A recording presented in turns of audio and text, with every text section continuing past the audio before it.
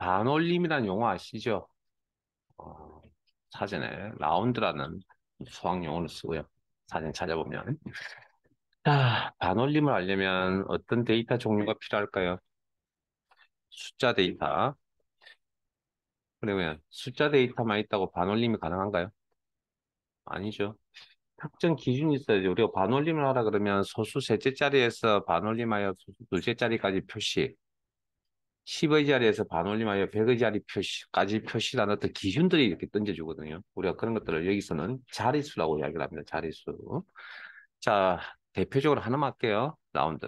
빈셀 선택하시고 수식에 함수 삽입.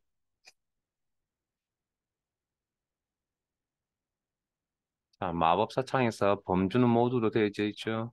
라운드라 한번 찾으세요. 라운드.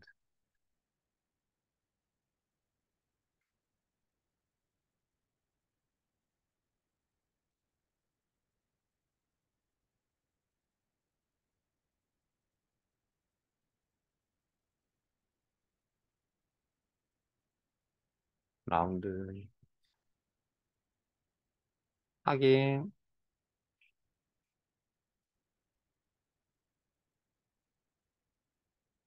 자, 넘버. 숫자 데이터. 직접 입력. 아무 처리 없이.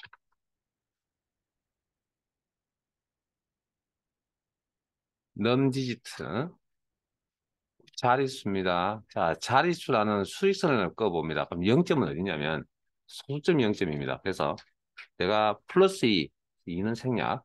그러면 2라고 입력을 하면 소수 셋째 자리에서 반올림하여 소수 둘째 자리까지 표시.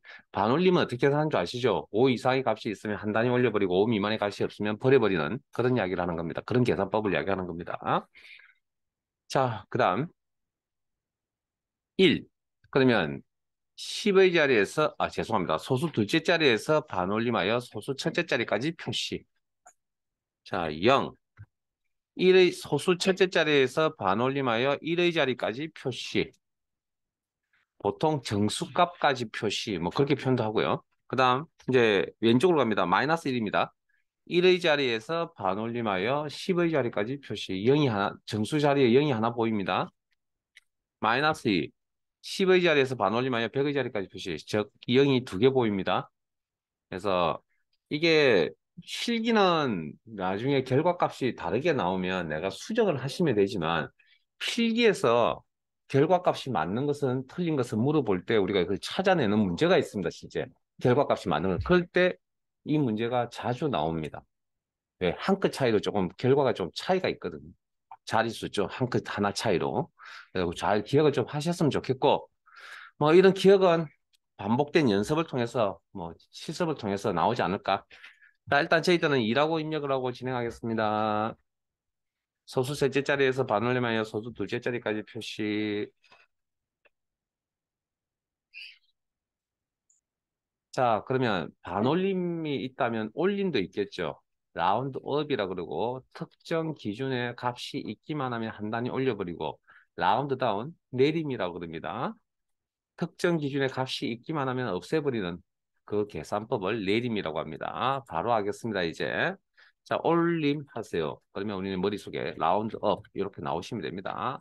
함수명은 소문자로 입력하든 대문자로 입력하든 상관이 없습니다. 어차피 엔터 치면 다 대문자로 바뀝니다. 다음 가로 열고 넘버 현재 작성 중인 인수의 위치 넘버 숫자 값이 필요하네요. 직접 입력하죠. 아무 처리 없이 숫자는 입력을 한다. 수식 계산해서. 콤마 넘디지트 자릿수죠. 그 S가 붙으면 뭐라고요? 개수 개념으로 해석하라고 했잖아요. 개수 개념. 여기도 디지트 자리, 여기 S 수, 자릿수 뭐 그런 개념입니다. 그래서 0이라고 해보죠. 그럼 0은 소수 첫째 자리에서 올림하여 정수값까지 1의 자리까지 표시. 정수 1의 자리까지 표시. 그 다음 마무리 가로 닫고 그 다음에 셀 전체의 작업이 끝났네요. 자, 라운드 다운 내림 하가 그러면 라운드 다운 가로 열고 넘버 숫자 데이터 직접 입력 인수와 인수 사이는 콤마 넘디지트 자릿수 기준점 마이너스 2라고 할게요. 마이너스 1 그러면 10의 자리에서 내림하여 100의 자리까지 표시. 그래서 0이 두 개 보여야 됩니다. 정수 자리에. 1, 10까지. 이렇게. 자, 그 다음. 여기, 트렁크라고 있습니다. 트렁크. 트렁크라는 함수가 있는데, 이건 그림이라고 표현을 하고요. 결과는, 지혜들 지금 실습할 내용의 결과는 라운드 다운과 거의 같게 나올 건데, 지금 실습하는 내용이 그런 거고 실제 수학적으로 좀 깊이 들어가면 이게 두 개가 좀 차이가 있습니다. 특히 엄수 쪽 방향으로 들어가면. 그런데 그런 것까지 여기서 이야기하지 않을 겁니다. 왜냐고요? 크말이라는 자격증은 어떤 특정 분야에 뭐 아주 깊이 있는 질문을 물어보는 시험이 아닙니다. 그냥 일반적인 이야기를 하기 때문에. 그래서 뭐 트렁크 함수 버림이라는 내용에 깊이 있는 질문을 하지 않는다고. 그래서 우리는 뭘 알아야 되냐면 버림 그러면 트렁크 그러면 버림. 요런 정도만 알고 계시면 된다고. 인수는 라운드 업, 라운드 다운과 같이 사용합니다. 자, 그러면 버림. 계산법은 내림과 같다고 생각하세요, 그냥. 자, 이꼴 트렁크. 그리고 넘버 숫자 데이터 1, 2, 3, 4, 5.6789 인수인수의 콤마 넘 디지트 자릿수 마이너스 2 하면 무슨 의미? 1의 10의 자리에서 버림하여 100의 자리까지 표시해. 그래서 일단 기본적으로 1, 10 자리에 10의 자리에 공이 표시가 되어져 나타난다. 이렇게. 깊이 들어가면 의미 틀린 겁니다, 원래. 그리고 시험은 이런 함수 사용하세요. 이런 함수 사용하세요라고 문제에 딱 명시를 합니다. 그래서 거기에 맞게끔 칙을 작성하셔야 되지. 물론 그 함수를 사용하지 않고 다른 함수를 써서 결과값을 나타낼 수도 있긴 하지만 시험에서는 그건 틀린 겁니다. 시험은 출제자의 의도라는 게 있잖아요. 출제자가 이렇게 하라 그랬는데 자기 마음대로 한다고요. 그건 실무적인 이야기고요. 실무에서는 어떤 방법으로 하든 암산을 하든 100만 개를 다 내가 손으로 다 더하기를 하든 뭐 다 손으로 작성을 하든 암산을 하든 아니면 썸 함수 사용하든 뭐 계산기를 두들든 그건 여러분 자유입니다.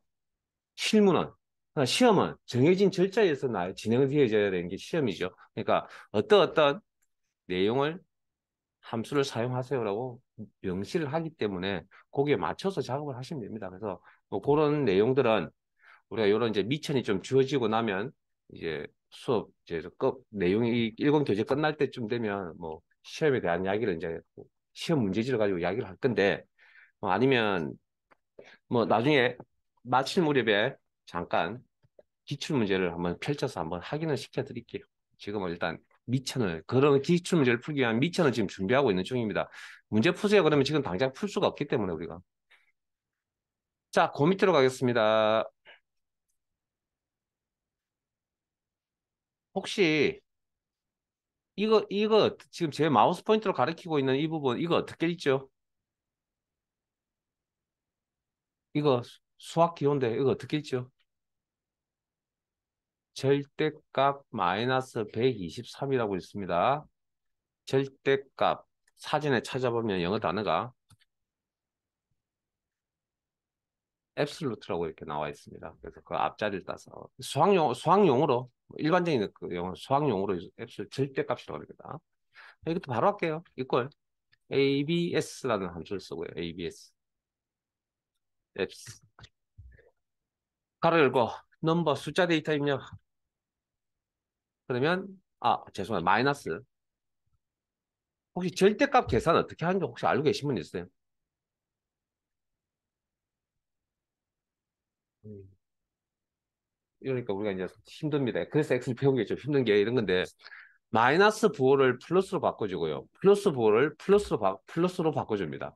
즉 플러스로 바꿔줍니다. 부호를. 이게 절대값 계산이라고 이야기합니다. 자, 그 밑으로 내려가겠습니다. 자,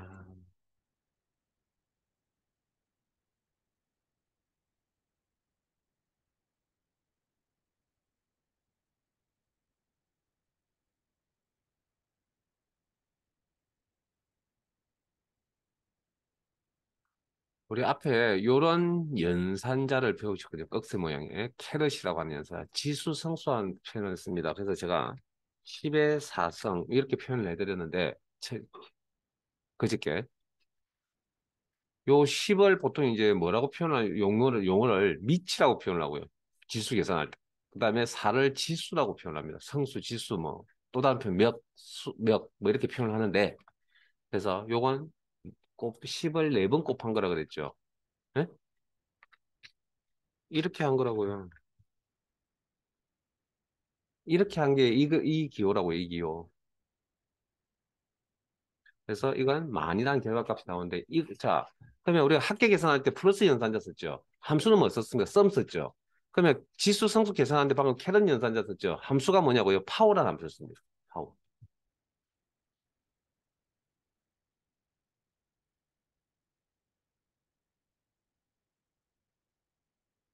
파워. 넘버. 밑입니다. 밑. 10. 콤마. 파워. 지수 성수 몇 수. 4.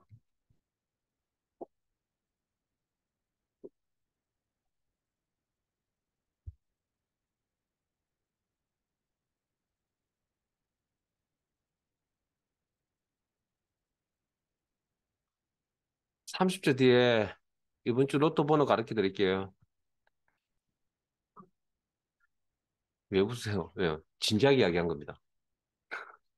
자, 로또 번호 가르쳐 드릴게요, 이번 주. 자, 혹시 랜덤이라는 단어를 들어보신 적 있으세요? 뭐 게임 하시면 아마 많이 들어보셨을 건데 보통 이제 무작위라고 그러죠, 무작위. 그래서 여기서는 무작위 추출이라고 그럽니다. 수를 다루기 때문에. 그러면 어떻게 하면 무작위 추출이면 뽑아야 된다는 얘기인데 뽑을 때 무한대로 뽑을 수는 없으니까 0에서 1까지의 값들 중에 내용을 뽑겠다라고 그럽니다. 0에서 1까지의 값들 중에 그럼 0점 얼마 얼마 얼마 이렇게 나온다는 겁니다. 이런 걸 수학용어로 뭐라고 하냐면 난수라고 합니다. 좀 어려운 표현은 난수. 그래서 랜덤의 앞자리를 따서 랜드라는 함수가 있습니다. 이걸 바로 할게요. 랜드. 가로 열고 닫고. 그리고 이 녀석은 인수가 없습니다. 지난 시간에 하셨던, 어제 하셨던 today, now와 같이 인수가 없습니다. 엔터 치면 무작입니다. n분의 1. 아, 나온 김에 제가 설명드릴게요. 여러분들 안 틀리길 바랍니다. name이라고 하는 건 일단 기본적으로 여러 가지 뜻이 있긴 한데 함수명 잘못, 네? 잘못, 이름 잘못, 함수명 잘못. 됐습니까? 샵 뭐뭐로 나오잖아. 오류 메시지. 그래서 보니까 제가 오타가 있네요. 오타 나오시면 안 됩니다. 네. 여러분들이 나와 있는 값하고 제 값하고 틀립니다. 왜? 확률적인 이야기니까 n분의 1. 그리고 다시 F2번 키 한번 다 선택하시고 다시 F2번 키 한번 눌러보실래요? 그리고 다시 엔터 한번 쳐보실래요? 그러면 또 값이 나올 확률은 다시 또 n분의 1. 그래서 지금 뭐또 앞에 나왔던 값이 나올 확률은 극히 엄청나게 드물겠죠. 그렇겠죠. 그래서 요거 잘 활용하면 로또 번호 뽑지 않을까요? 로또 뽑는 기계 만들 수 있지 않을까요? 그렇게 초창기 때 정말 그렇게 한 1년 동안, 1, 2년, 한 2, 3년을 그렇게 하라고 막 수업생에 이야기를 했거든요. 근데 잘 안 합니다. 다음날 물어보면. 그래서 뭐 대답도 잘 안 해주시는데 뭐 숙제 내드리면 잘 하겠어요. 또 시험과 관련 없는 이야기인데. 그래서 이번 주 로또 번호 가르쳐 드릴게요. 자, 일단 함수 중에, 엑셀 함수 중에 랜드 비틴이라는 함수가 있습니다. 바로 읽고. 바텀, 최소 정수값. 아마 로또 번호의 시작이 1이죠. 콤마. 탑, 최대 정수값. 로또 번호가 아마 45번이 최대값이죠. 왜 관심 없어요? 돈 벌 기회가 이것밖에 없는데. 자, 요건 어떤 의미냐면 1부터 최대값 1부터 최대값 45 사이에 있는 정수값 45개 중에 한 개를 뽑아내겠다. n분의 1, 45분의 1. 요렇게. 방금 6개의 번호 보셨죠? 이번 주 로또 번호였습니다. 쉽게 가르쳐 드릴 수 없잖아요. 수업 열심히 하시면 다 체크됐을 겁니다. 잘 안 걸립니다. 잘 걸리면 제가 여기 왜 앉아 있겠습니까? 자, 뭐 혹시 하시는 분이 있으시면 재밌어 한번 뽑아보세요. 그래서 그리고 이거 농담 삼아 지금 나오는 함수가 아니고요. 그 어제도 말씀드렸듯이 출제 기준 정말 읽어보셨나요, 이제? 아직도 안 읽어보셨죠? 그 이렇게 제 말을 잘 안 듣습니다. 그러면 합격할 시간은 계속 늘어납니다. 제 말 들으세요. 제 말 잘 들으신 분들은 저와 같은 머릿속에 있는 일정에 맞춰서 아마 진행이 될 거니까 빠른 시간에 자격증 합격하실 거고요. 안 그러면 자꾸 시간은 늘어날 겁니다. 제 시킨 대로 하세요. 제 소개를 믿고 따라오시라는 이야기를 몇 번 하셨죠, 수업 중에. 저 교주입니다, 교주. 정말 저 믿고 엑셀에 대해서는 제가 교주입니다. 저 믿고 따라오세요. 카말 리급 자격증. 저 믿고 따라오시면 그냥 남들보다 고생 덜 하실 겁니다. 근데 제가 봤을 때 어차피 해야 될 시간이 정해져 있는데 빨리 해야 될 거예요. 어차피 그만큼 시간을 공부를 하시는데 남들보다 조금이라도 좀 줄이거나 어쨌든 쉬운 방법은 없습니다. 그 대신에 쉬운 방법 없으나 남들보다 고생을 좀 덜 할 수 있는 방법은 있지 않을까. 그게 뭐 딴 건 없습니다. 그냥 하기만 하시면 됩니다. 하시면. 그리고 예습하지 마세요. 혹시 컴퓨터를 예습하시는 분들이 간혹 계신데 질문하러 오면 제가 그다음부터 하지 말라 그럽니다. 시간 낭비입니다. 아무 의미 없습니다. 그건 학교 다닐 때나 혹시 뭐 학교 공부하실 때 그렇게 하세요. 그건 학문을 연구하는 거니까.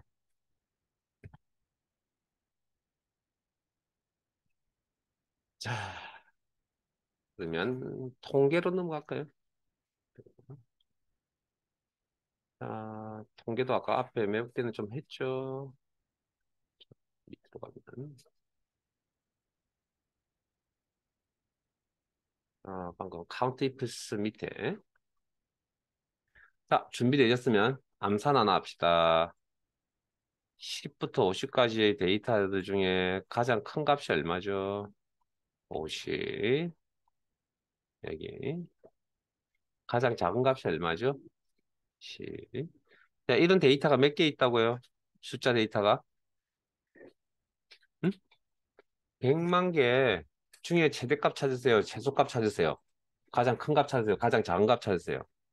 그러면 찾을 수 있겠어요? 찾을 수, 왜 못 찾을 수 있죠. 시간과 돈을 들이면 되잖아요. 근데 귀찮고 불편하니까 그렇게 안 하고 싶잖아요, 우리가. 귀찮다는 거 아니까. 그러면 방법은 함수에게 물어봐야 되겠죠. 그래서 바로 하겠습니다. 맥시멈이라는 영어 단어의 앞 글자 맥스, 최대값, 맥시멈. 가로 맥스, 가로 열고 함수명 맥스. 그리고 넘버, 숫자 데이터. 인접해 있는 데이터라면 범위 설정. 드래그, 가로 닫고 엔터. 최소값은 미니멈이라는 영어 단어가 있죠. 거기에 앞 세 글자를 따서 민, 가로 열고. 뭐, 자, 개념적으로 잘 아는 내용은 굳이 다른 설명이 필요가 없습니다, 여러분들에게. 그냥 형식만 가르쳐 드리면 됩니다. 그래서 여러분들이 왜 모르는 함수가 있냐고요? 접해보지 못했으니까, 그런 생각을 우리가 잘 못해봤으니까 그 내용이 어렵게 느껴지는 거지. 최대값 구하는 이야기를 한 번도 평생 한 번도 들어본 적이 없다라고 생각을 한번 해보세요. 그러면 그분한테 최대값 설명드리려면 한참의 설명이 필요하지 않을까요? 우리가 지금 그런 상황입니다. 그런 상황. 그러니까 합 평균은 평상시에 많이 어느 정도 생각하고 다니시잖아요. 매일같이 생각 안 하더라도. 근데 최대값, 최소값보다는 합계가 더 많이 생각할 거 아니에요. 평균이라든지. 뭐 그런 거죠. 근데 아까처럼 조건에 맞는 거 합계 계산하세요. 그건 이것보다 생각하는 횟수가 더 줄겠죠. 그러니까 내용이 어려울 수밖에 없겠다고요. 그러니까 어렵다라고 하는 건 상대적인 겁니다. 그 일을 계속 조건만 따지는 일만 계속 하신 분한테는 그런 건 별거 아닙니다. 근데 그렇게 하지 않은 그런 일들을 조건 따지는 일을 처음 해본다. 그럼 되게 조건이라는 게 되게 힘들잖아요. 그러니까 받아들이기 쉽지 않겠죠, 처음에. 그러니까 익숙해지는 거고. 그래서 컴퓨터는 뭐라고요? 머리가 좋아서 하는 게 아니고요. 시간 투자입니다. 시간 투자. 물론 거기에 제가 수업을 10년 이상 해보니까 이게 때가 있을 때 배우는 게 가장 좋습니다. 때가 있을 때. 그래서 학교 다닐 때 뭐라 그럽니까? 사회 나오기 전에 할 수 있는 경험이 있으시면 많이 하라는 이야기를 많이 들어보셔서 정말 살아보니까 맞는 이야기 같고요. 왜냐면 제가 나이가 들다 보니까 뭘 배우는데 배우는 속도가 더딥니다. 정말 젊은 친구들, 뭐한 20대 되시는 분들하고 이렇게 비교해 봤을 때 어디 가서 일단 교육을 이렇게 같이 앉아서 들으면 잘 못 따라하고 이해도 안 되고 해서 물어보기도 합니다. 저도. 똑같습니다. 어차피 상. 제가 이 분야를 조금 먼저 알아서 잘하고 있을 뿐이지. 여러분들 또 이 문을 놨으면 저보다 또 나은 사회생활을 하고 계시잖아요. 자, 그 밑으로 갑니다, 이제. 이 10부터 50까지의 데이터에서 두 번째 큰 값이 얼마죠? 이건가요? 두 번째 작은 값은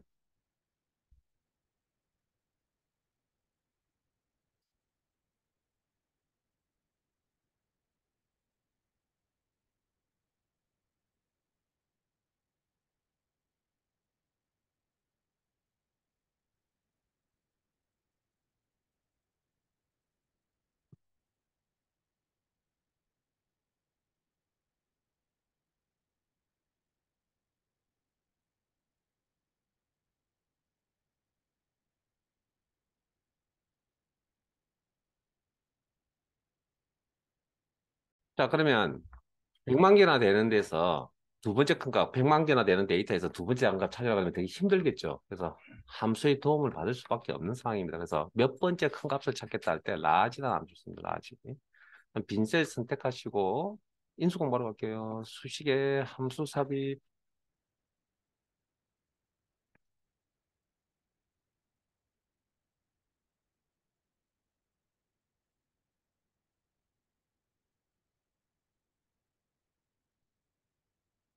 자, 라지 함수 찾으시고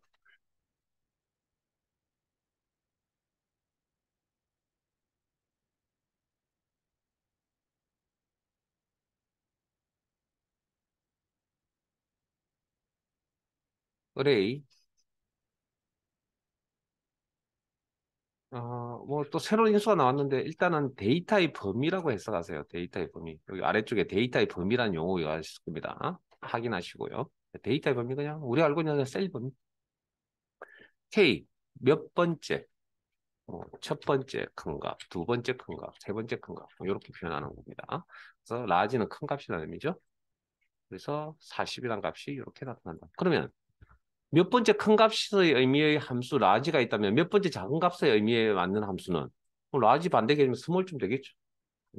직접 한번 해볼까요? 몇 번째 작은 값을 표시해 주세요. 무슨 함수? 스몰.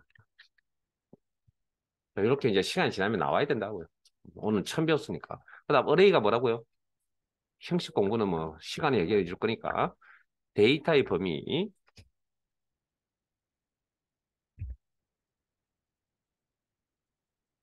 콤마, K 몇 번째, 두 번째, 가로 닫고 엔터.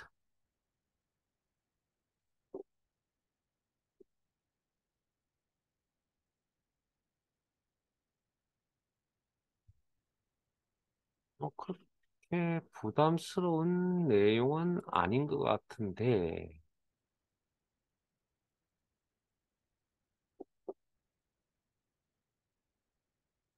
자, 다시 위로 올라갑니다. 다시 맥스민 쪽으로 올라갑니다. 혹시 최대값을 다르게 표현하면 어떻게 표현할 수 있을까요? 최대값이라는 단어를 다르게 표현을 한다면 방금 가르쳐 드렸는데 첫 번째 큰 값이라고요. 그러면 몇 번째 큰 값을 찾겠다. 무슨 함수? 라지를 통해서 맥스 값을 최대값을 찾을 수 있다. 그러면 이걸 라지 가로 열고 어레이 데이터의 범위 콤마 요건 1일 때 먹히는 겁니다. 1일 때 이렇게 1. 그럼 최소값을 다르게 표현하면 첫 번째 작은 값이라고 표현할 수 있겠죠. 그러면 몇 번째 작은 값이라는 함수를 방금 배우셨잖아요. 스몰이라고 이렇게. 자, 이꼴 스몰 가로 열고 어레이 그리고 1. 첫 번째.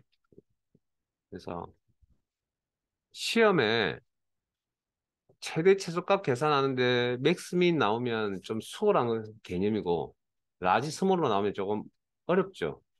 네, 그렇게 생각이 잘 안 넘어가시니까. 근데 시험에 아마 제가 알고 있기로 반반 나왔습니다. 반반. 뭐 최대값 계산할 때 맥스 5번, 라지 5번. 그러니까 잘 알아두세요. 자, 그 밑으로 내려갑니다.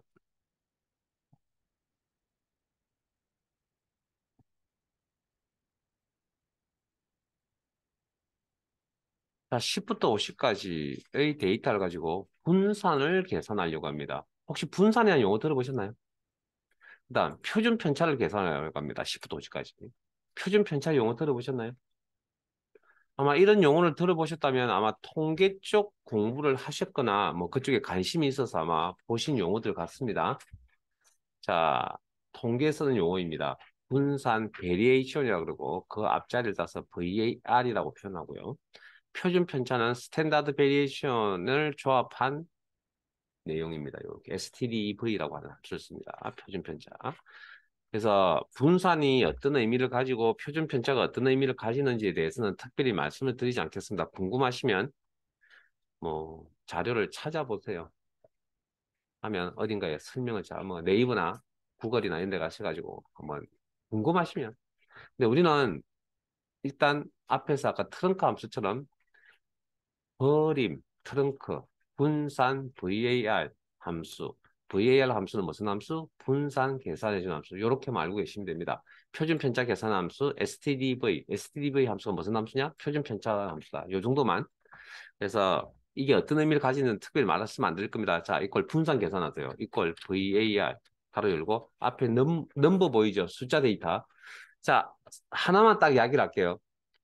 분산을 계산하려면 평균값을 알아야 됩니다. 그래서 분산 계산하는 식이 원래 있습니다. 근데 평균을 알아야만 그 계산이 넘어가니까 평균 계산할 때 어떤 데이터의 종류를 가지고 계산하죠? 데이터의 종류는 당연히 숫자 데이터겠죠. 그럼 분산도 숫자 데이터를 가지고 계산한다. 이렇게. 그리고 가로 닫고 엔터 쳤을 때 분산의 결과값이 이렇게 나올 겁니다. 이 값이 어떤 의미를 가지는지에 대해서는 특별히 말씀드리지 않겠습니다. 궁금하시면 찾아보세요.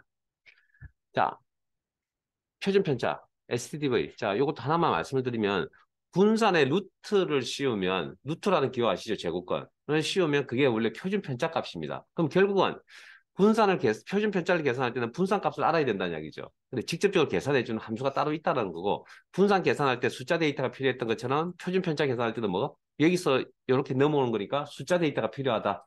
됐습니까? 자, 이걸 표준 편차 계산하세요. 무슨 함수? stdev라는 함수를 사용한다. 가로 열고 넘버 숫자 데이터가 필요하다. 범위 설정 가로 닫고 엔터.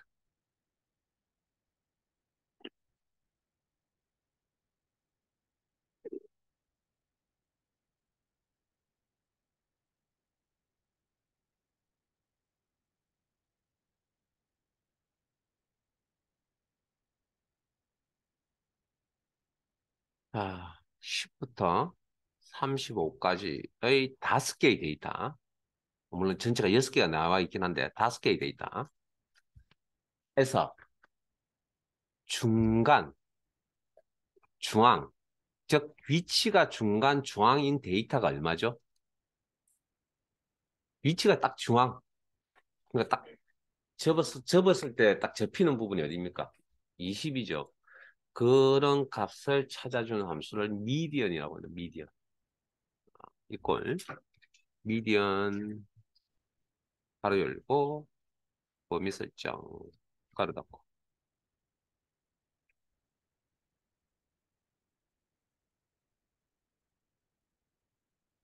엔트.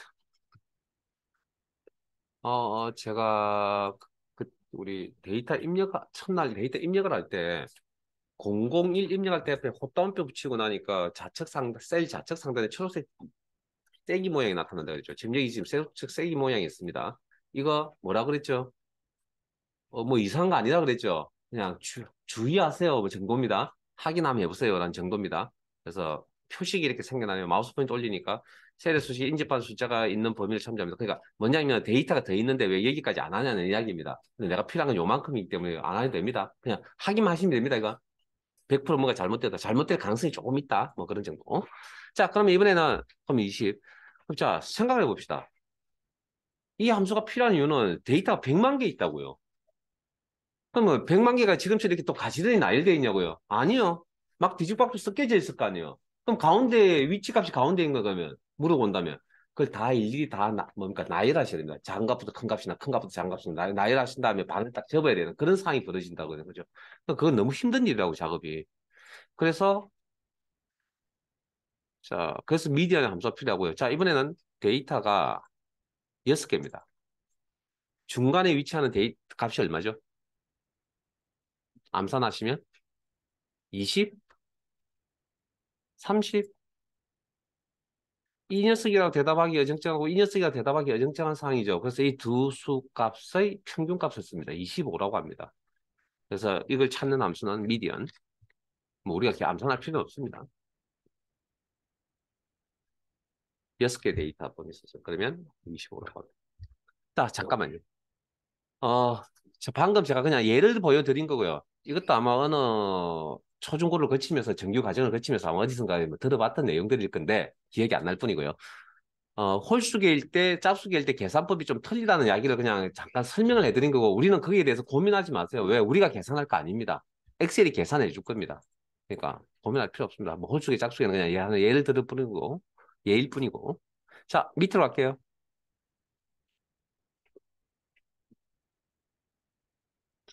10, 20, 40, 40, 40이라는 데이터에서 가장 많이 보이는 데이터가 뭐죠? 즉, 출연의 수가 많다. 그걸 우리가 채빈값이라고 합니다. 이때 사용한 함수는 여기도 모두인데 MOD입니다. MOD는 아까 뭐였죠? MOD. 나머지 관함수였고요. MODE입니다. MODE. 여러분 집에 있는 TV 리모컨에 있지 않아요? MODE. 없어요? 자, 이렇게 범위 설정하면 가장 많이 보이는 데이터는 무엇입니까? 라고 했을 때 이 녀석이 대답을 해주겠죠.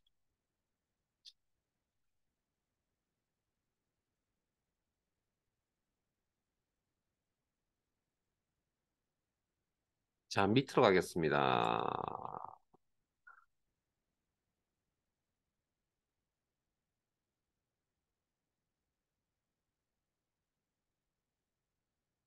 암산 한번 해보실래요?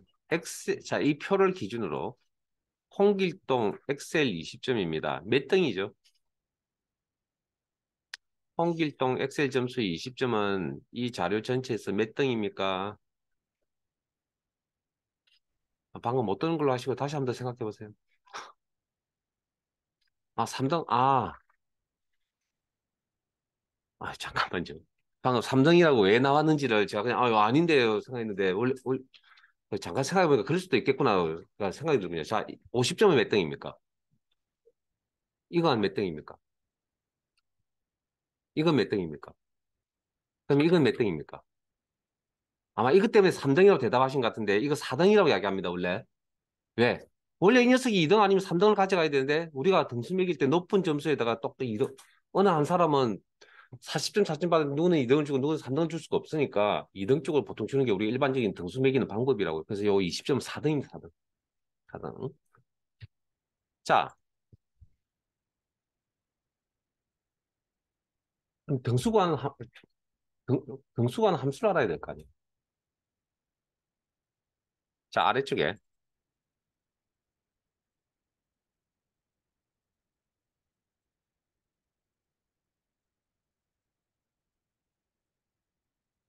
자, 등수 구하는 함수. 등수라는 영어 단어가 랭크거든요, 랭크. 순위, 등수.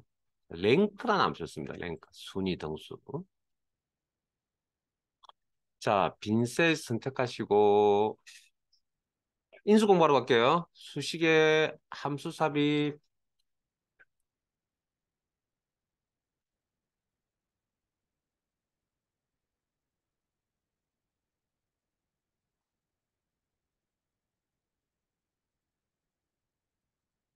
에,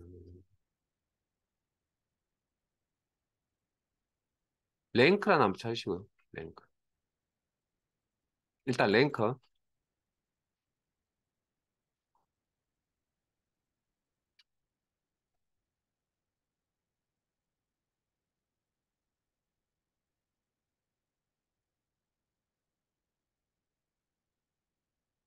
이 어디 있습니까, 이거? 랭크. 다들 찾았죠, 랭크. 확인. 자, 여러분들이 방금 암산하셔가지고 등수를 매기셨는데, 엑셀이 그럼 등수 어떻게 매기냐고요? 자, 랭크 함수를 통해서 어떻게 매기냐면, 원리를 좀 익혀두세요. 넘버. 방금 여러분들 20점 확인하셨죠? 개별 데이터, 개별 자료. 즉, 홍길동 개인의 엑셀 점수. 그 다음, 두 번째 REF. 우리가 등수 매길 때 홍길동에 20점만 필요한 게 아니죠. 뭐가 필요합니까? 20점부터 40점까지 5개의 데이터가 필요한 거죠. 전체 자료가 있어야 등수를 매길 수 있다. 자, 여러분들은 아마 요 상을 딱 던져주면 등수 매길 겁니다. 근데 엑셀은 등수를 못 매깁니다. 여러분들이 머릿속에 생각했던 그 한 부분을 이 녀석이 처리를 할 수가 없습니다. 자, 세 번째 인수가 꼭 필요합니다. 여기까지 여러분들이 설정을 해 주셔야 됩니다. 자, 그게 뭐냐면, 자, 0이나 생략하면 내림차순, 0이 아닌 다른 값을 지정하면 오름차순. 컴퓨터는 0 아닌 다른 값은 0과 1밖에 모르는 녀석이라고 그러잖아요. 우리 이진수 세상에 산다고 이야기하죠. 그래서 0이 아닌 다른 값 보통 1을 많이 적습니다. 많은 다른 2, 3을 적어도 상관없고요. 그래서 어쨌든 0하고 1. 그러면 내림차순, 오름차순이라는 용어는 아세요? 자, 우리가 방금도 잠깐 제가 언급을 잠깐 했지만 어떤 기준에 의해서 데이터를 나열하는 기능을 우리는 정렬이라고 합니다. 데이터를 나열하는 것. 그 정렬하는 기준에 작은 값부터 큰 값으로 나열하는 이 기준을 우리는 오름차순 정렬이라고 그러고요. 큰 값부터 작은 값으로 나열하는 이 기준을 우리는 내림차순 정렬이라고 표현을 하고 있죠. 뭐 여기까지 다 아는 내용일 겁니다. 그러면 내가 내림차순 방식으로 등수 매기세요라고 지시를 해야 된다고. 그때는 0. 아니면 오름차순 방식으로 등수를 매기세요라고 지시를 해야 된다고, 이렇게. 자, 이게 무슨 의미냐면, 0과 1의 의미를 이제 설명을 드리자면, 자, 0이라고 입력을 하면, 내림차순 방식으로, 그러면 이 전체의 자료를 내림차순합니다. 50, 40, 40, 20, 10, 이렇게. 엑셀이 내부적으로. 우리가 엔터 치면, 여기서 계산합니다. 자, 그러면, 이렇게 해놓고 뭘 하냐면, 등수 매기로 가는데, 내 점수가 20점이잖아요, 지금. 그럼 20점을 찾으러 갑니다. 순차적으로 이렇게. 20 아니죠? 20 아니죠? 20 아니죠? 여기 20 맞죠? 그럼 맞는 20점이 전체에서 몇 번째 있죠? 네 번째 있죠? 그게 등수입니다. 그게 등수라고요. 엑셀이 매기는 등수라고요. 그렇게 매깁니다. 그 다음, 1이라고 입력을 하면, 자, 오름차순이죠. 이게 무슨 이야기냐면, 엑셀 자료 전체, 점수 전체의 자료를, 어쨌든, 엑셀의 데이터를 적은 값부터 큰 값으로 이렇게 나열하는 겁니다. 나열해서 등수 매긴다는 겁니다. 그러면 10, 20, 20, 40, 40, 죄송합니다.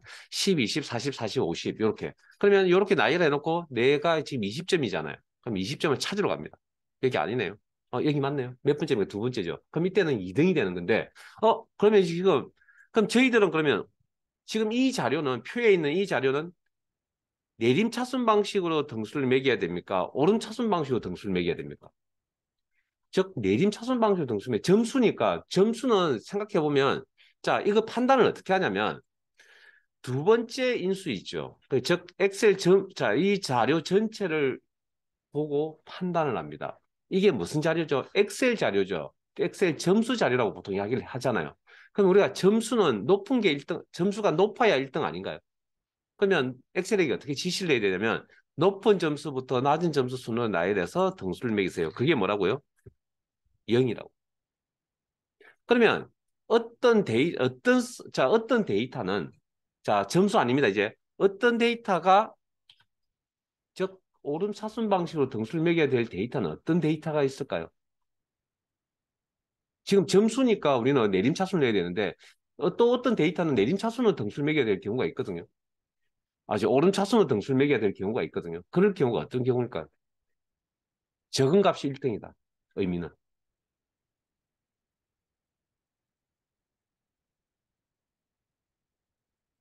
네? 100m 달리기, 마라톤, 그건 기록 경기잖아요. 왜? 시간 데이터는 데이터 아닌가요? 엑셀에서 다루는 데이터 종류 몇 가지? 문자, 숫자, 날짜, 시간, 논리 데이터 5가지. 그중에 시간 데이터 있네요. 그럼 기록, 시간을 측정하는 그런 운동 경기. 시간이 짧아야 1등이잖아요. 2박 3일 만에 들어오면, 100m 2박 3일 만에 들어오면 1등으로 취급해주지 않잖아요. 그래서 100m 달리기 같은 그런 경우들은 뭐 짧아야 1등이잖아요. 그러니까 등수를 매길 때 어떻게? 이렇게 매기라고 지시를 해요. 그러니까 그걸 이 녀석이 판단을 할 수가 없다고요. 오름차순인지 내림차순인지 이 녀석이 그걸 사용자가 판단을 해야 됩니다. 지금 상황은 엑셀 점수라고 그랬잖아요. 그래서 제로 내림차순 방식으로 등수를 매겨야 된다. 그래야 우리가 알고 있는 이렇게 나왔죠. 자, 잠깐만요, 이제. 어, 잠깐만. 랭크라는 함수는 엑셀 프로그램 처음 만들 때부터 현재까지 있습니다. 현재까지도 있으면 남아 있습니다. 그러면 우리가 등수 구할 때 무슨 함수? 랭크 함수 사용하시면 됩니다. 그러나 작년 출제 기준부터 이 출제 기준이 내년까지 쓸 거거든요. 내년 12월 31일까지. 작년 1월 1일부터 내년 12월 30일까지 사용될 출제 기준에, 그만 이거 출제 기준에는 랭크 함수를 사용하겠다라고 나와 있지 않고 랭크.eq라는 함수를 쓰겠다라고 나와 있습니다. 근데 이 두 개는 똑같은 겁니다. 함수명만 다릅니다.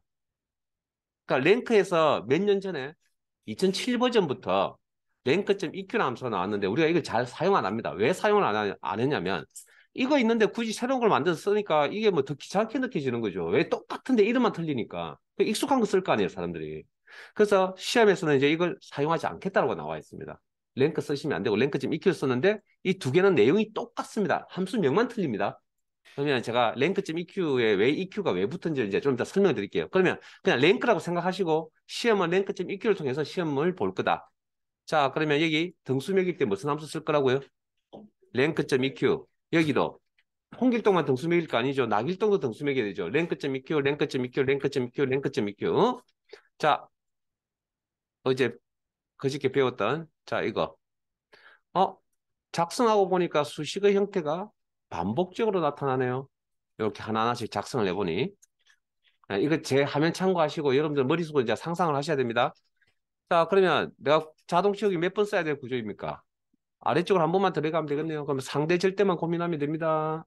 자, 지난 시간에 하지 않았던 내용, 새로운 내용이 하나 나올 겁니다. 자, 이꼴 랭크.eq. 그 랭크라고 생각하시면 됩니다. 이름만 틀립니다. 가로 열고 넘버 개별 자료, 개인 자료로 했죠. 그러면 홍길동의 개인 엑셀 점수 참조. 상대입니까? 절대입니까? 하나하나씩 작성한 내용 전체 현황이 이렇죠. 그럼 요걸 맞춰주려면 이 녀석은 자동 채우기를 사용하는 동안에 변해야 됩니까? 고정입니까?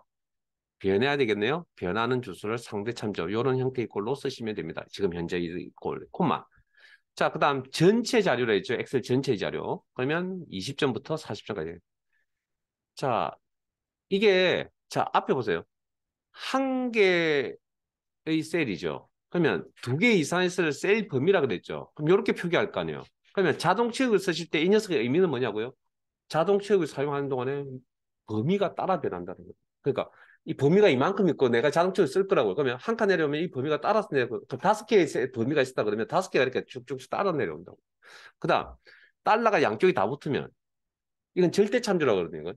그러면 이건 다섯 개가 있으면 내가 자동 채우기 할때 항상 이 범위 그대로 유지한다라는 얘기입니다. 자, 그러면 지금은 그러면 이게 따라 범위가 이 범위 다섯 개가 내가 한 칸 내려가면 범위가 이렇게 따라 변해야 돼요. 두 칸 내려가면 두 칸이 이렇게 따라 변해야 돼요. 그럼 위치가 바뀔 거 아니에요. 자, 여기서 지금 15명, 제가 이 총 15명, 제가 16명이 있는데, 이 강의장 안에. 맞죠? 등수 매기자 그러면 갑자기 한 사람 빼면 돼요. 갑자기 한 사람 또 더 하면 돼요. 항상 16명 안에서 등수 매겨야 되잖아요. 그러니까 자동 채우기를 사용하는 동안에는 이 범위가 변화가 있으면 됩니까? 안 됩니까? 변화가 있으면 안 된다는 얘기죠. 그럼 뭐? 절대 참조. 그럼 주소 형태 변경 뭐 가지고? F4분기. 자, 일단 처음 작성하실 때 커서가 이렇게 깜빡거릴 겁니다. 그럼 F4분기 누르시면 전체가 이렇게 바뀝니다. 한번 눌러보세요. 계속. 한 번만 말고 여러 번. 그러면 똑같이 이런 순서에 바뀌죠. 자, F4분기 순환 참조기라고 그랬고요. 그러면 우리가 무슨 주소 형태를 써야 될 것이냐의 고민은 이제 여러분들이 판단하셔야죠. 앞으로. 자, 절대 참조. 물론 다음 시간부터 실습을 할 겁니다. 하면서 계속 익혀 나갈 거니까. 오늘 이제 처음 들었으니까 절대 참 범위로 되어 있는 상대 참조, 절대 참조.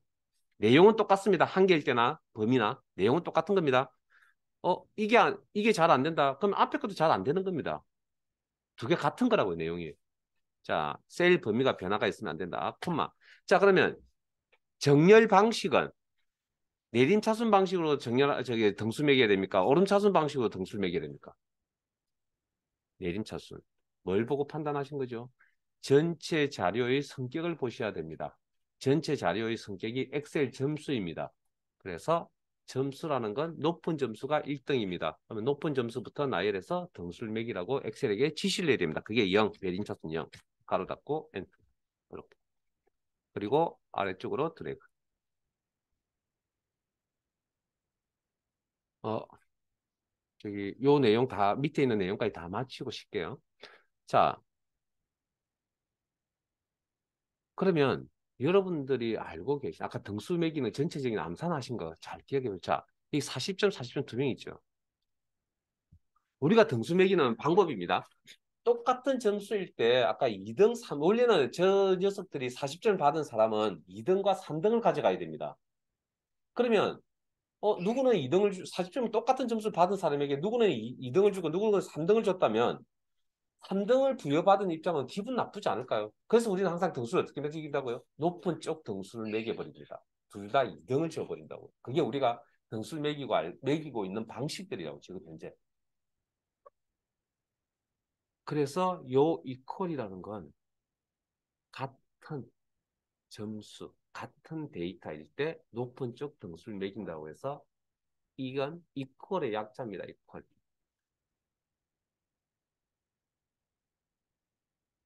이퀄의 약자입니다. 앞자리입니다. 앞자리. 요거. 같다라는 의미의 이퀄. 자, 그러면 이게 왜 생겨나냐면, 이것까지 쓰면 되는데, 아니, 자, 이 녀석이 이제 나무로 해서 이제 여기서 이 녀석이 이제 생겨날 때 또 하나 더 쌍둥이가 하나 생겨났습니다. 랭크.avg라고 하는 함수가 생겨났습니다.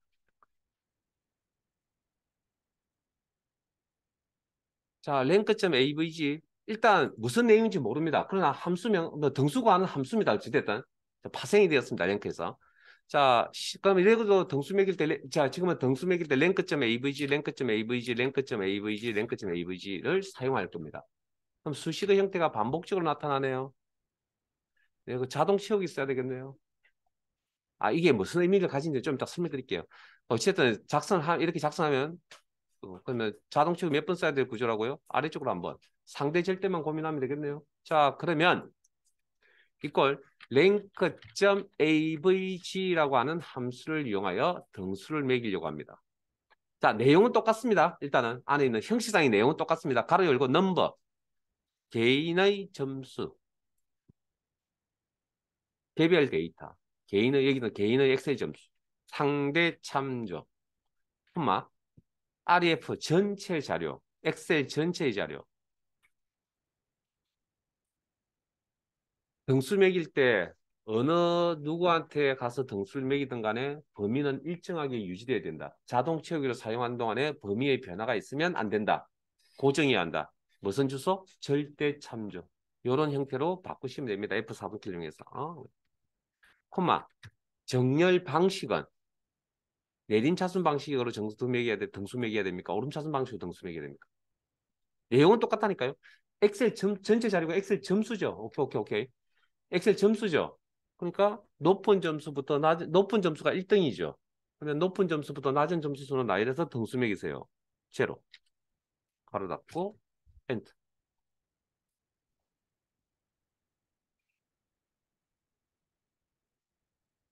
그리고 자동 채우기 아래쪽으로. 어? 뭔가 좀 이상하네요. 혹시 저기 AVG가 뭐의 약자인 줄 아시겠어요?